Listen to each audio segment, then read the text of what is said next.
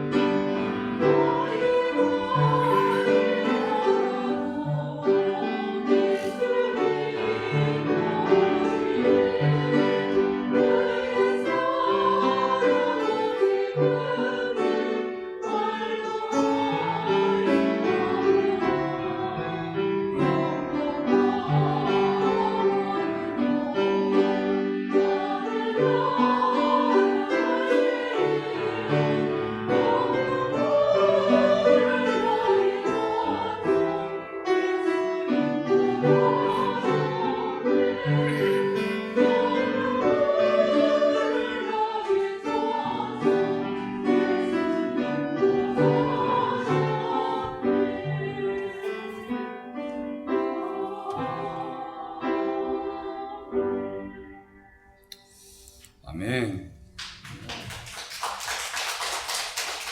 감사합니다. 자리에 편하신 자리에 앉으시고. 네, 오늘 송구영 신예배에 오신 여러분들을 예수님의 이름으로 환영하며 축복합니다. 한 해의 끝자락에 서서 오늘 낮에 정리하면서 생각해 봤는데 감사밖에 생각나는 게 없어요. 무엇이 생각나는 거예요? 너무 감사한 것밖에 생각이 안 납니다. 지켜주셔서 감사하고 건강 주셔서 감사하고. 그래서 우리가 본문을 통해서 모세의 사명을 다한 모세다라고 하는 제목 가지고 같이 말씀을 나누면서 우리가 한 해 동안 뒤돌아오면서 모세처럼 살았는가? 못 살았으면 모세처럼 앞으로 2022년도에 살아서 하나님 앞에 감사하면 참 좋겠다는 생각이 듭니다. 모세가 시간의 끝자락, 마지막 시간에 서 있어서 어떻게 사명을 감당했는가 같이 한번 알아보길 원합니다. 주보를 같이 보시면 편합니다. 세상의 모든 사람은 제각기 사명을 가지고 있습니다. 이 사명을 잘 감당하라고 하나님께서는 재능에 따라서 달란트를 주셨습니다. 재능대로 한 사람에게는 금 5달란트, 또 2달란트, 1달란트. 우리가 언뜻 생각하면 이 금 1달란트가 적은 것 같죠? 34kg 하니까요. 금 34kg.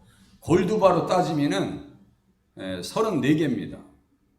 34개. 오늘 금은방 치고 어저께인가 지나가다 보니까 한 돈에 거의 30만 원이에요. 그러면 1kg만 하면 계산해 보시라니까요. 이 적은 돈이 아닙니다. 1달란트도 적은 액수가 아닙니다. 사명을 잘 감당하라. 재능에 따라서 달란트를 주셨고 은사를 주셨습니다. 주어진 환경이 다른 것처럼 시대도 달리 사람들은 제각기 태어납니다. 성품도 다르고요. 기질도 다릅니다. 다 다르요. 혈액형도 다릅니다.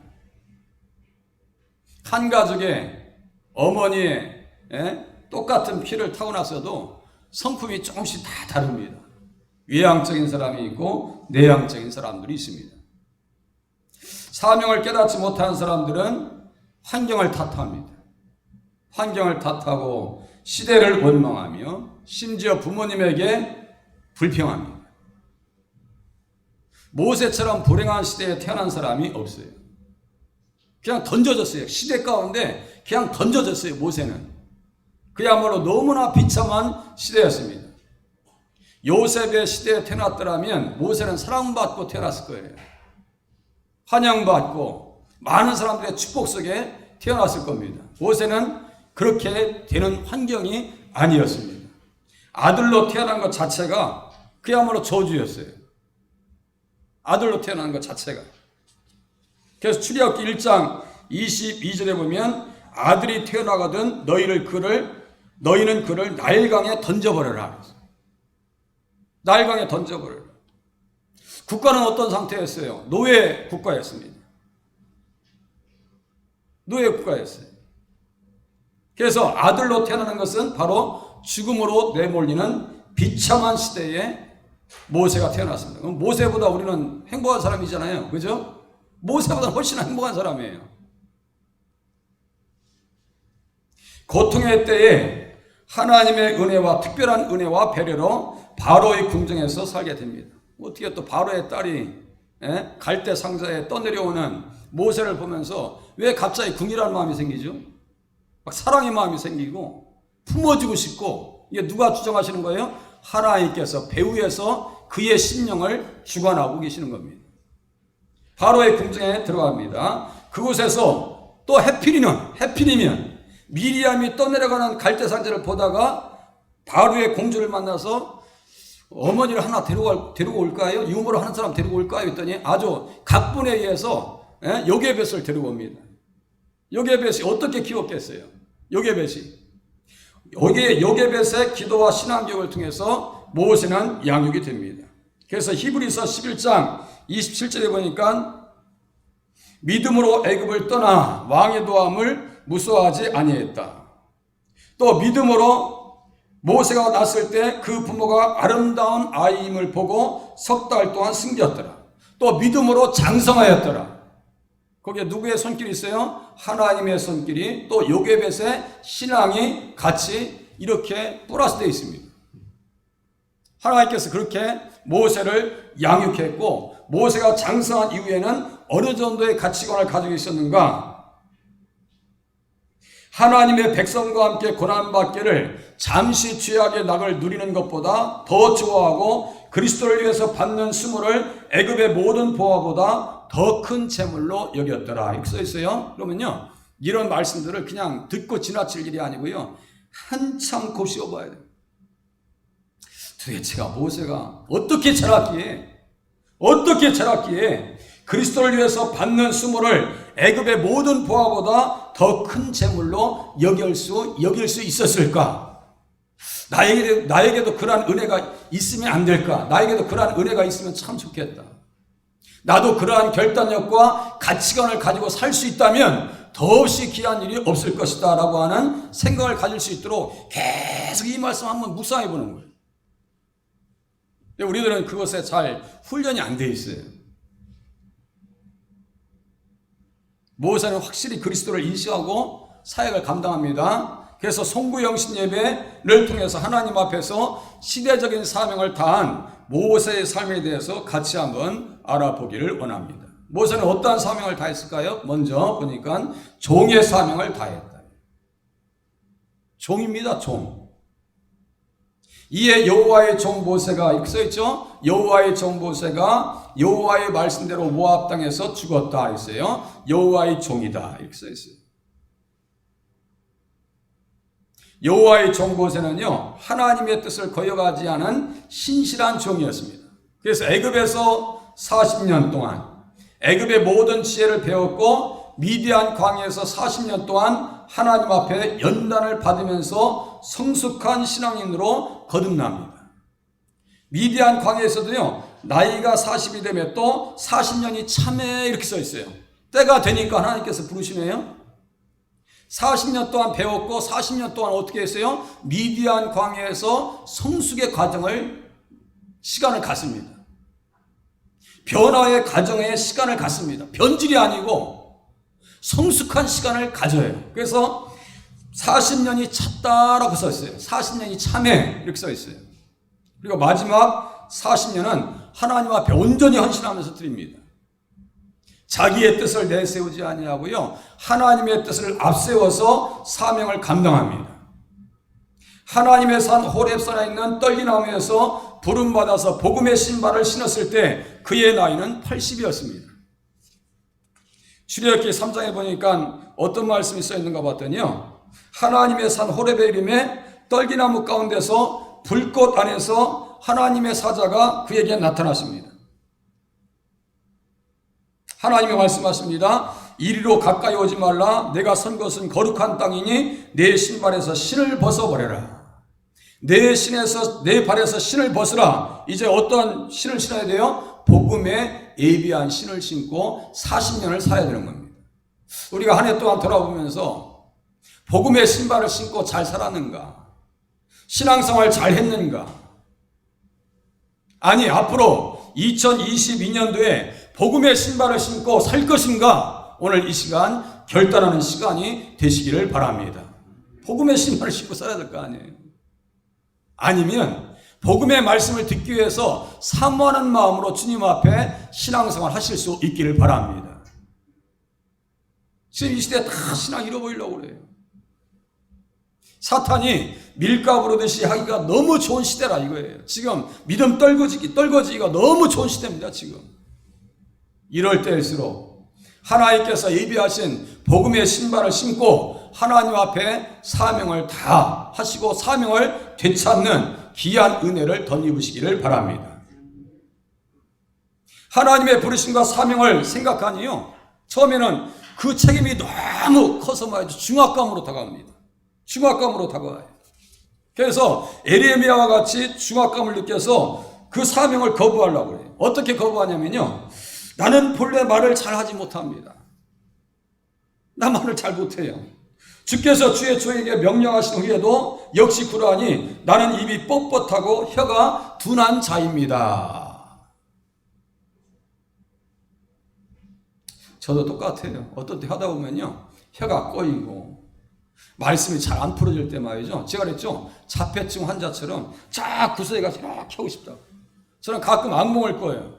어떤 악몽을 꾸냐면요, 강단에 올라가서 원고가 없는 거예요. 원고가 없는 거예요. 잠자다가 설교는 해야 되는데 원고가 하나도 안 보여요. 어떤 때는 설교하다 보면 원고가 눈에 전체적으로 쫙 들어옵니다. 그런데 어떤 때는요, 이 원고가 그렇게 많이 준비됐는데도 사방으로 분산될 때 있어요. 그러면요, 앞에서 감당이 안 될 정도로 고통스럽습니다. 그건 저만 느끼는 거예요. 저는 이제 그렇게 해서, 야, 오늘 정말 죽었다. 오늘 큰일 났다. 그런데 또 우리 집사람이 또 오늘은 은혜 받아서 그러더라고요. 저는 알 수가 없어요. 이게. 하나님의 주장하시는 것을 알 수가 없어요. 모세가 그랬다고요.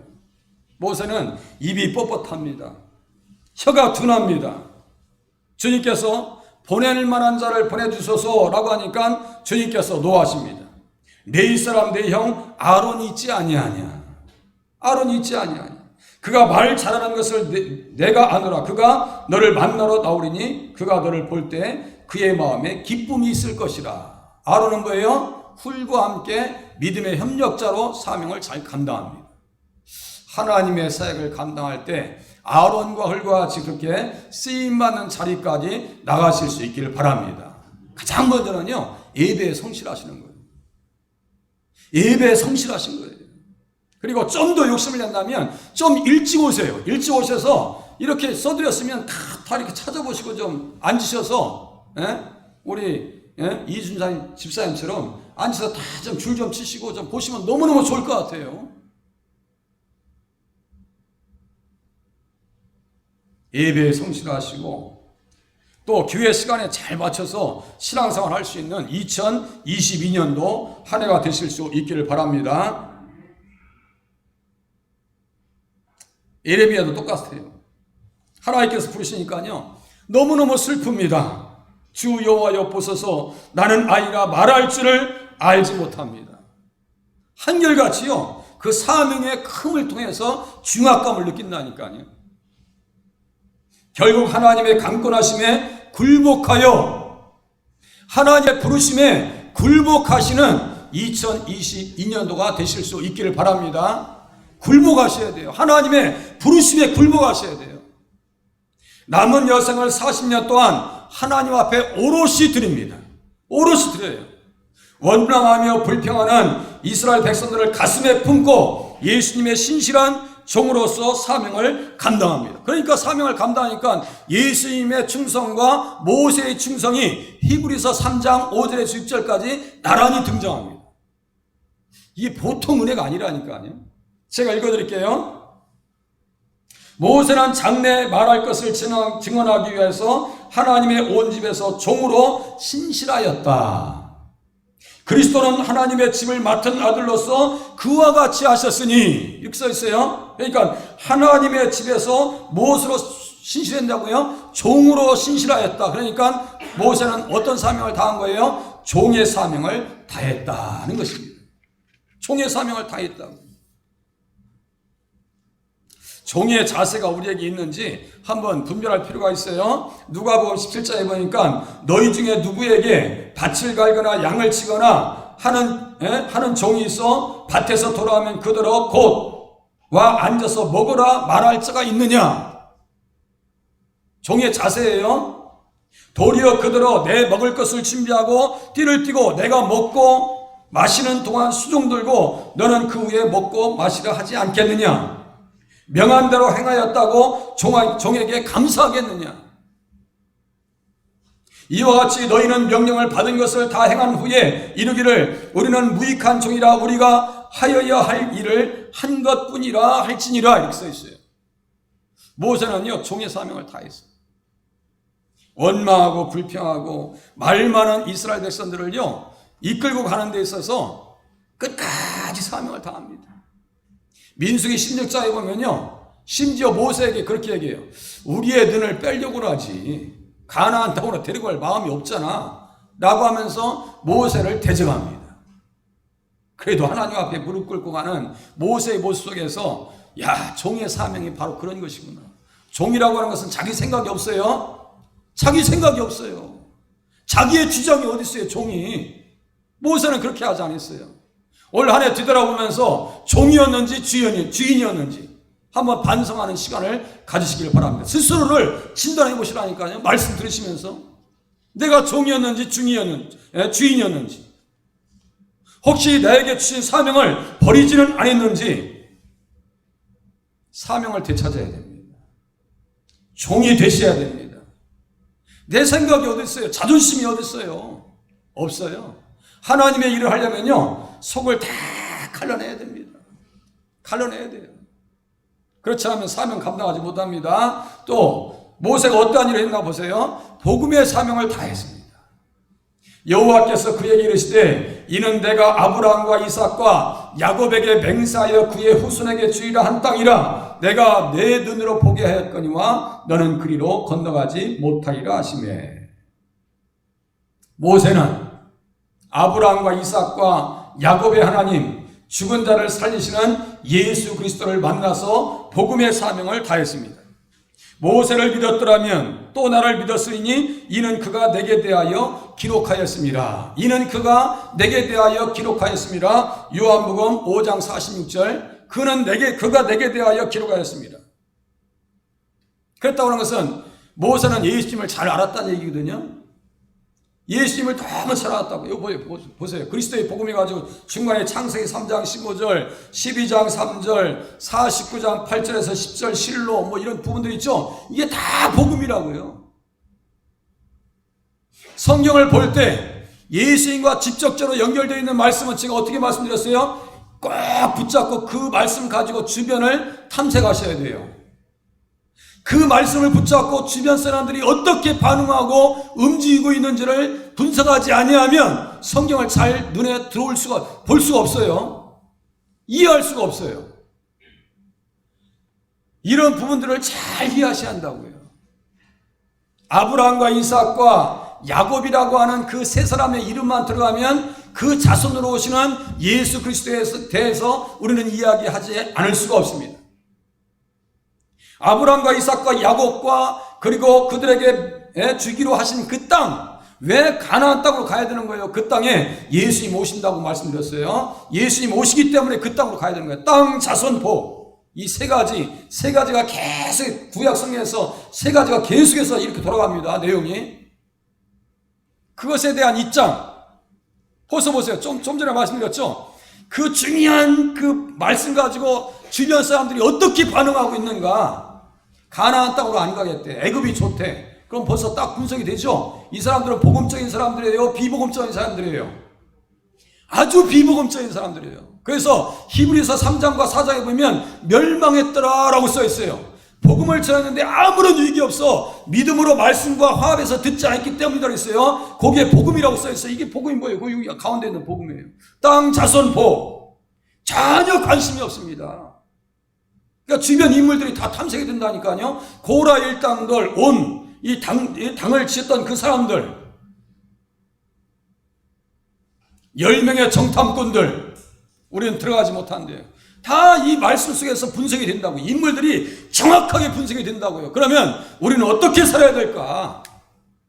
어떻게 하나님 앞에 입장을 가지고 신앙생활을 해야 될 것인가? 복음이라고 하면요, 복음이 증거되어지고 복음의 말씀을 위해서라면 모든 것을 내려놓을 수 있어야 돼요. 나의 생각과 판단과 자존심까지도 다 내려놔야 돼요. 그래야 나의 영혼이 살 수 있고 하나님 앞에 모세와 같이 칭찬받는 줄로 기대하실 수 있기를 바랍니다. 복음의 사명을 위해서. 출애굽기 3장 6절에 보니까요, 어떤 말씀이 써있는가 봤더니요, 아브라함과 이삭과 야곱의 하나님이다. 주님께서 말씀하세요. 그러면 이 아브라함과 이삭과 야곱의 하나님이라고 하는 것은 부활시키시는 하나님, 천국으로 인도하시는 하나님, 이런 의미입니다. 자, 복음의 사명을 다했어요. 그는 율법의 사람이라 가나안까지 들어갈 수는 없었습니다. 보세요. 내 눈으로 보게 하였거니와 너는 그리로 건너가지 못하리라. 언뜻 보면 우리가 이 부분을 또 잘 이해하셔야 돼요. 제가 신학적으로 다 검증하고 올라온 거죠. 아니, 세상에 제가 김 목사가 혼자 그럴 것이다 라고 생각하면서 올라오지 않는다고 했죠. 반석을 2번 쳤어요, 모세가. 그래서 가나안 땅에 못 들어간다고 주님께서 말씀하셨어요. 자, 여기 보세요. 내가 내 눈으로 보게 하였거니와 너는 그리로 건너가지 못하리라. 모세는 무엇의 대표예요? 구약의 선지자의 대표가 누구라고 했어요? 구약의 율법의 대표는 누구라고 했어요? 모세입니다. 선지자의 대표는 누구예요? 모세입니다. 변화산상에서 모세와 엘리야가 나타나서 예수님과 대화하죠. 구약의 선지자의 대표는 엘리야고 율법의 대표는 모세예요. 그러면 율법 가지고 가나안 땅, 천국에 들어갈 수 있어요? 없어요? 없어요. 그걸 얘기하는 거예요. 율법의 사람이기 때문에 모세는 가나안 땅에 들어갈 수 없는 겁니다. 대신에 모세는 천국 갔을까요? 안 갔을까요? 천국 갔어요. 천국 갔습니다. 그 말씀입니다. 그래서 율법 가운데 담겨져 있는 그리스도의 복음 보세요. 구약은 율법이고 복음입니다. 신약은 복음이고 율법입니다. 또 이제 이거 어려운 얘기인데요. 이게 이제 앞으로 계속해서 풀어나갈 겁니다. 구약은 율법 안에 복음이 들어가 있어요. 율법 안에 복음이 들어가 있어요. 모세 율법 하죠? 그럼 보세요. 자, 보세요. 뒤에 창세기 3장 15절. 여자의 후손은 누구예요? 여자의 후손은 누구예요? 예수님이에요. 이게 최초의 복음이에요. 어머니의 복음이라고 그래요. 원시 복음이라고 합니다. 그래서 갈라디아서 4장 4절에 때가 참에 하나님이 그 아들을 보내서 여자에게 나게 하시고 율법 아래 나게 하신 것은 여자에게 나게 하시고 율법 아래 나게 하신 것은 율법 아래 있는 자들을 속량하시고 우리로 아들의 명분을 얻게 하려 하심이라. 여기 여자와 창세기 3장 15절에 여자는 같은 여자입니다. 그 여자 이름은 뭐예요? 마리아. 마리아. 성경이 그렇게 다 네트워크되어 있어요. 창세기 12장 3절에 보니까 너의 자손 해놓고 갈라디아서 3장 16절에 보니까 너로 말미암아 너의 씨로 말미암아 너의 자손으로 말미암아 하면서 오직 한 사람을 가리켜 내 자손이라 하셨으니 곧 그리스도라. 그러니까 창세기에 나타나는 아브라함과 이삭과 야곱에게 있어서 자손은 결국 누구를 지향하는 거예요? 누구를 바라보는 거예요? 예수님을 바라보는 거예요. 그러니까 메시아 칭호라고 제가 수십 번 말씀드렸죠. 창세기 49장 8절에서 10절에 보니까 실로가 오시기까지 이르리니 그에게 모든 백성이 복종하리로다. 모든 백성이 복종할 것이다. 그 모든 백성 중에 이 자리에 앉아 계신 저와 여러분 우리들이 다 포함된 줄로 믿으시기를 바랍니다. 우리의 구원까지 다 포함된, 이거 뭐 얘기하려면 한두 끝도 없어요. 시간 빨리 지나니까 주보를 참고하셔서 집에 와서 보시기 바랍니다. 또 한 가지, 휘장에 뭐가 그려져 있었다고 했어요? 휘장에 그룹이 그려져 있었죠? 그룹이 어떤 역할을 했었는데요? 창세기 3장 24절에 보면 화영관과 그룹들이 낙원을 지키고 있었죠? 그럼 사람의 힘으로 낙원, 그것이 낙원이에요. 예수님께서 오늘 내가 나와 함께 낙원에 이르리라 할 때 그 낙원과 예단이 같아요. 의미가 같아요. 그러면 우리의 힘으로, 인간의 힘으로 낙원에 들어갈 수 있어요? 없어요? 없어요. 휘장에 그룹이 그려져 있는데 그 휘장은 두께가 제가 말씀드렸죠? 이렇게 두꺼운 거예요. 이렇게 두꺼운 거예요. 이게 이렇게 두꺼운 거라고요. 그런데 예수님이 십자가에 달리셔서 돌아가실 때 엘리 엘리 라마 사박다니 하실 때 휘장이 위에서부터 아래로 찢어졌다 했죠? 그 길이 어떤 길이 열렸다고 했어요? 살 길이 열렸다. 할렐루야. 살 길이 열렸다. 그러니까요. 모든 것이 예수님 얘기예요. 다른 얘기 없어요.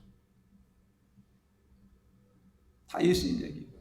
그걸 충만하게 기록해 놓습니다.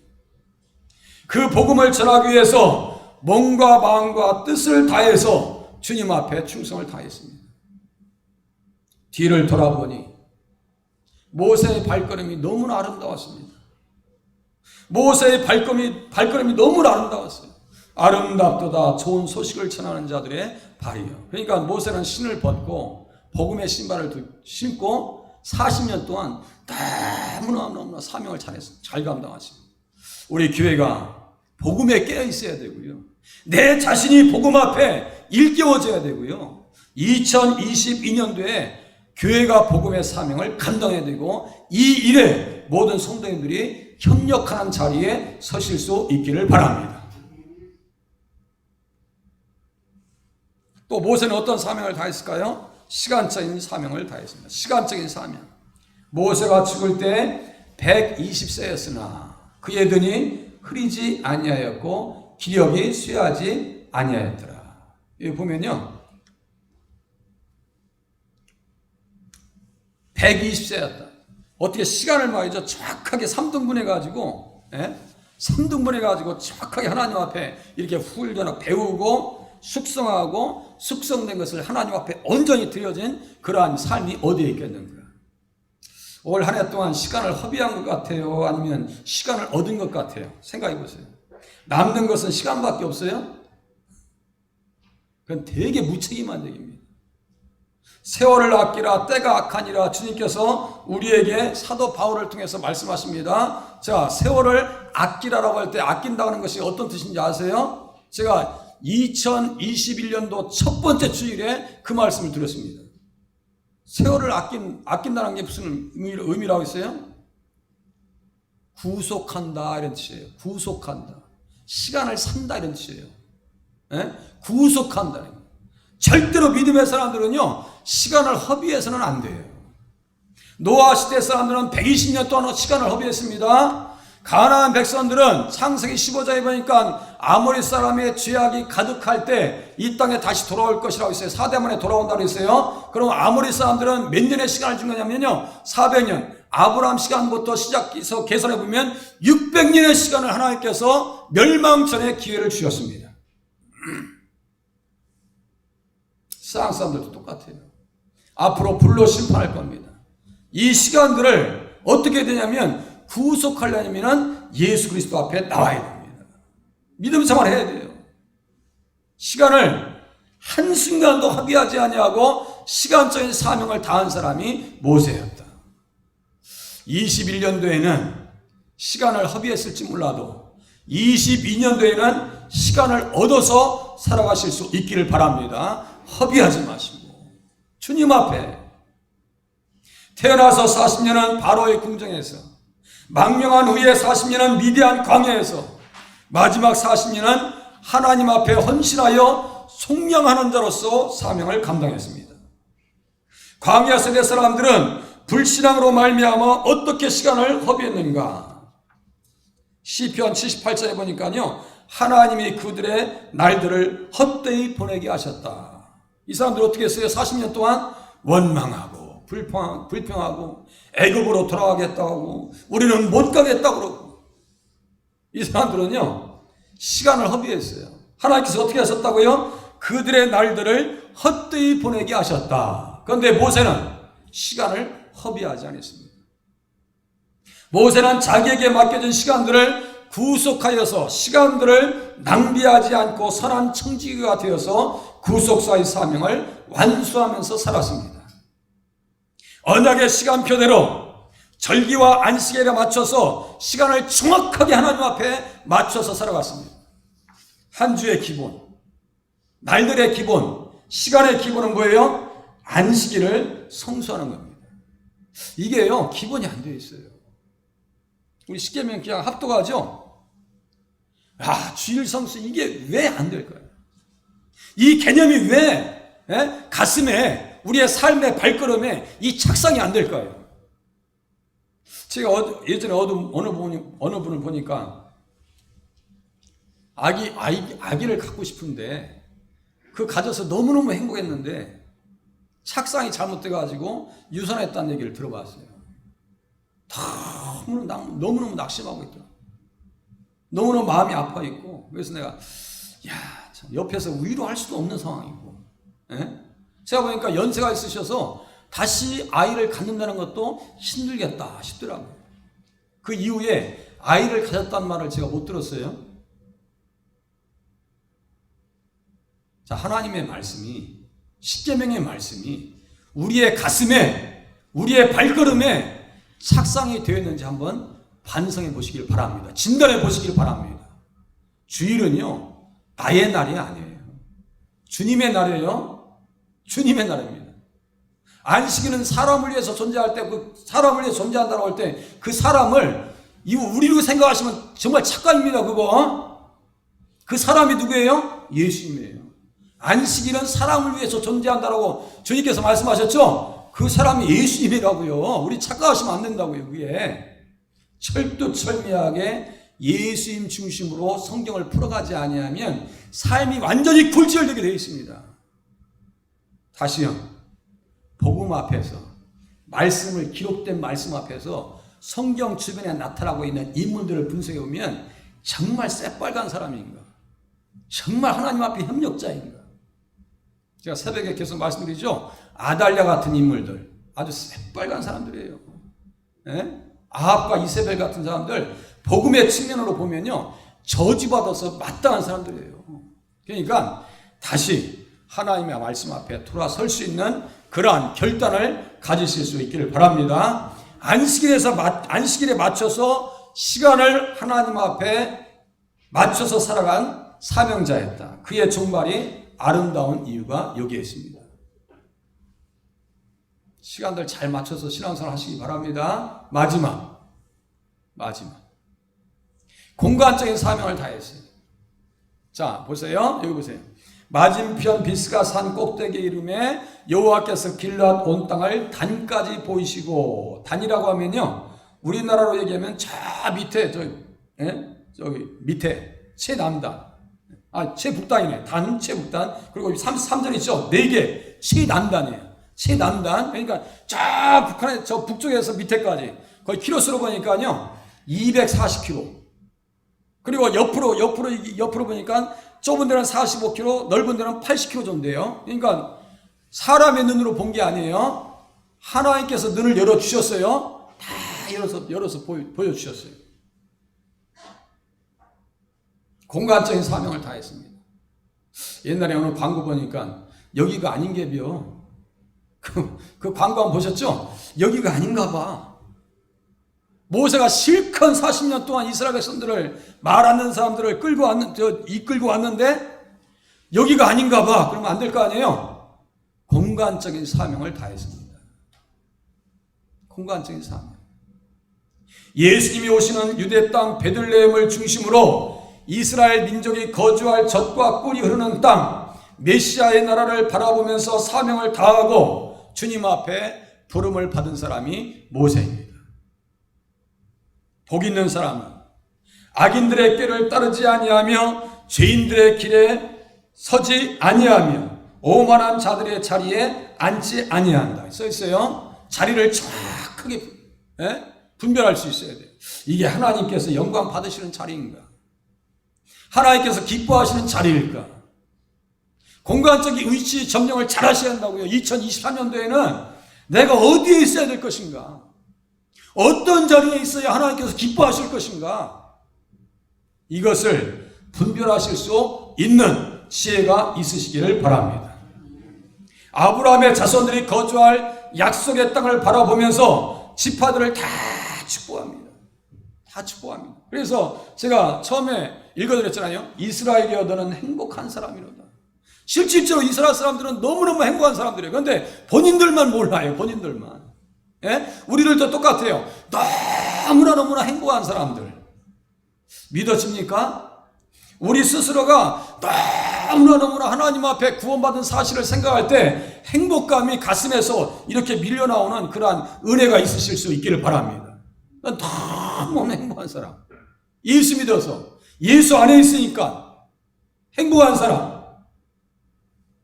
그래서 한 사람 지파들을 축복합니다. 율법에 기록한 복음, 즉 아브라함의 언약대로 복된 자리에 나아갈 것을 바라보는 모세는 하나님 앞에서 가장 행복한 사람이었습니다. 가장 행복한 사람. 모세처럼 예수님을 닮은 사람이었고요. 모세처럼 칭찬받는 사람이 없어요. 34장 10절에서 12절까지 한번 보시겠습니다. 10절에서 12절까지 본문 펴놨으니까 보세요. 그 후에는 같이 읽겠습니다. 시작. 그 후에는 이스라엘에 모세와 같은 선지자가 일어나지 못하였나니 모세는 여호와께서 대면하여 아시던 자요 여호와께서 그를 애굽 땅에 보내사 바로와 그의 모든 신하와 그의 온 땅의 모든 이적과 기사와 모든 큰 권능과 위엄을 행하게 하시며 온 이스라엘의 목전에서 그것을 행한 자이더라. 모세와 같이 큰 자가 일어나지 못하였다. 칭찬하고 있어요? 칭찬하지 않고 있어요? 칭찬 정도가 아닙니다. 칭찬 정도가 아닙니다. 2021년도에는 칭찬이 좀 부족할지라도 2022년도에는 하나님 앞에 칭찬받는 자리에 나가실 수 있기를 바랍니다. 누구만 생각하면 너무너무 귀한 사람, 너무너무 귀한 사람 말씀 나누겠습니다. 자, 예수님 어떤 분이세요? 스스로 생각하셔도 되고요. 제가 이렇게 써놨어요. 그냥 생각해 보시면 앞으로는 이렇게 해서 사실상 끝나고 나면 몇 명씩 앉아가지고 다 이게 나눠야 되는 거예요. 어떤 경우는 이렇게 마이크를 딱 들여가지고 오늘 예수님 어떤 예수님 만나셨어요? 뭐 이렇게 시간을 가지면서 하면 너무너무 좋은데 그게 시간적으로 지금 쉽지는 않죠. 자꾸 이 훈련을 하셔야 돼요. 예수님 어떤 분이세요? 구속사를 위해서 모세와 같은 사명자를 세우십니다. 하나님은 사명자를 세우셔요. 훈련시키시고 구속사를 위해서 사명자를 지키시고 연단하십니다. 어떻게 지키셨어요?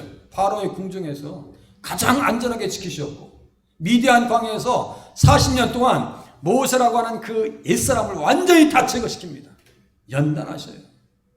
구속사를 위해서 예수님을 맞이하는 예수님께서 이 땅에 오시게 하는 과정 속에서 모세는 그렇게 쓰임받았다는 거예요. 구원 역사의 과정 속에서 예수님을 닮은 사람을 주님은 사용하십니다. 우리 얼마나 닮았나요? 예수님 많이 닮으셨어요? 예수님을 말씀으로 만나셨다면 어떻게 사실 의향이 있으십니까? 보세요. 모세와 같이 복음을 깊이 깨달아서 시대적 사명을 다하며 살겠습니다. 이 시대의 말이죠. 모세와 같이 부르심을 깨달아서 종의 사명을 다하면서 살겠습니다. 종입니까? 주인입니까? 시간의 주인이 여러분이십니까? 하나님이십니까? 모세와 같이 지혜와 계시의 영을 통해서 하나님 나라를 바라보면서 살겠습니다. 어떤 기도가 가능할까요? 복음을 알아서 사명자로 살게 하시옵소서. 사명 없는 사람이 없어요. 왜 사명을 잊어버리려고 그래요? 맡겨주신 직분을 감당하게 하시옵소서. 하시라고요. 언제 하지 말라고 안 했어요. 하시라고요. 마음껏 자발적으로 자원하면서 하나님 앞에 하실 수 있기를 바랍니다. 요새 말이죠. 우리 송재서 이사님께서 오셔서 제가 이거 청소하고 쓸고 닦는 거 제가 그동안 다 해왔어요. 근데 우리 송집사님께서 오셔서 같이 거두는데 얼마나 감사하냐면 얼마나 감사하죠. 짝꿍이 생겨서 저는 좋아해요. 짝꿍이 생겨서. 맡겨주신 시간을 선용하게 하소서. 이거 선용한다는 것을 뭐라고 말씀드렸죠? 아까 세월을 아끼라 할 때 뭐 한다고요? 세월을 구속하라. 좀 얻으라고. 시간을 사라고요. 산다는 게 어려운 게 아니에요. KTX 타고 부산 가야지. 시간 남는다 완항열차 타고 부산 갈 일 없잖아요. 그게 사는 거라고요. 제발 시간을 허비하지 마시고 남은 여생 주님 앞에 드리실 수 있기를 바랍니다. 반주에 맞춰서 한번 1분, 2분 동안 우리 자신을 돌아보면서 하나님 사명대로 내가 살았습니까? 앞으로 사명대로 살기에 도와주시옵소서. 우리 반주 하실 때 한 30초, 길게는 1분 동안 같이 한번 기도하시겠습니다.